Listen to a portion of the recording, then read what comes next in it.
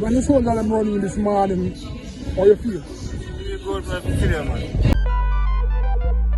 We had a curfew was put in place last night until this morning, and today the Honourable Prime Minister declared Norwood, sections of Norwood a zone of special operation.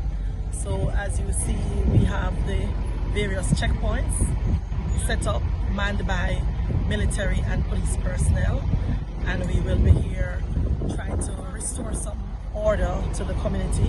The recommendation was made by the Chief of Defence and the Commissioner of Police, and the Prime Minister did act on it by declaring the zone. Over time we have seen increase in gang warfare, incidents of shooting and violence, and some not respecting the rule of law and the safety of persons. So it was necessary for the security forces to have this presence here. So we continue, we are setting up, ensuring that all the checkpoints are manned, and if we had gone through the community, we'd have seen where various things are happening. I know that some things will be done initially as we advance this operation that we launched today. Norwood is a relatively small place, but it's a difficult terrain. We have been having some challenges with St. James. I think last year we recovered record numbers of illegal firearms. How confident are you that this operation will break the back of the lawlessness that is plaguing Norwood and surrounding communities? So we agree it's a tough terrain, and that's why it's declared a zone of special operations. When they look at the statistics for St. James, and we are seeing some increase in numbers, and most of the numbers, this community has been the main contributor in pushing those numbers. We know they seized a lot of firearms, and we know there are a lot of persons here that they would have an interest in. So we wouldn't come into a space if we don't believe we can have an impact on safety and security. So as we progress with our operations, and we know a big part of the zones of special operation is the social intervention component. So I know another team will be coming in to do that aspect of it, and we will continue to ensure that we keep the areas safe for them to execute and to implement the various measures. Well, the fact of the matter is that we believe that the ZOSO is very important to this community, because there are certain aspects of the ZOSO.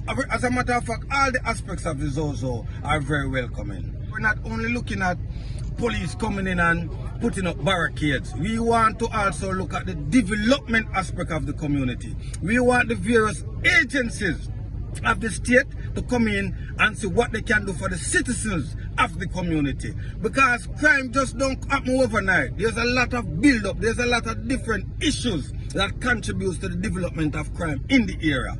And so we want the agencies to come in to see if they can give the youth some training, create some employment, and so what they can do to assist the people.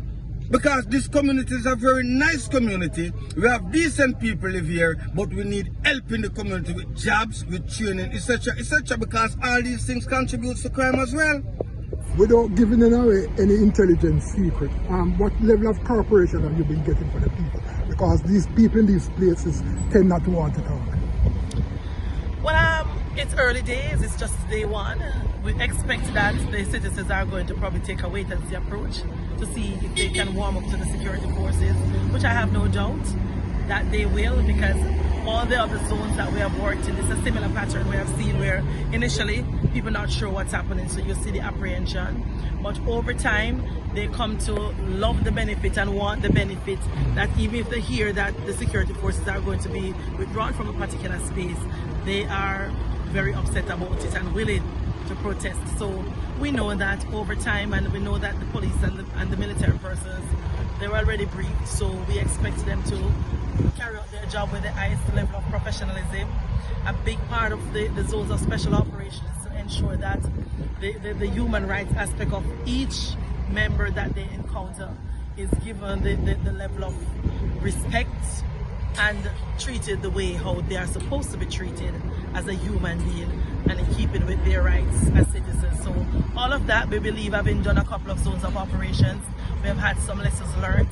So the more we do it, is the better we get at it. So I am confident that we will see an impact on this.